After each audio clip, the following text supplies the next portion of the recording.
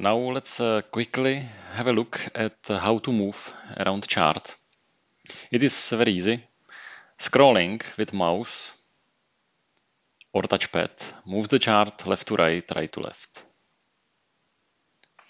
Holding Control and scrolling, I'm zooming in and out.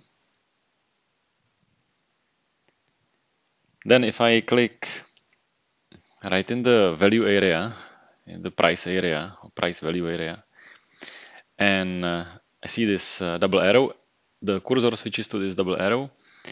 I click and hold, and I move up and down.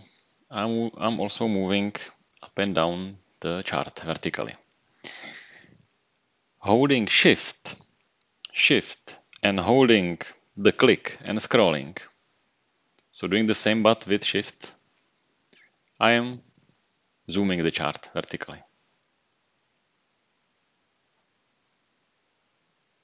So that's how we move around chart.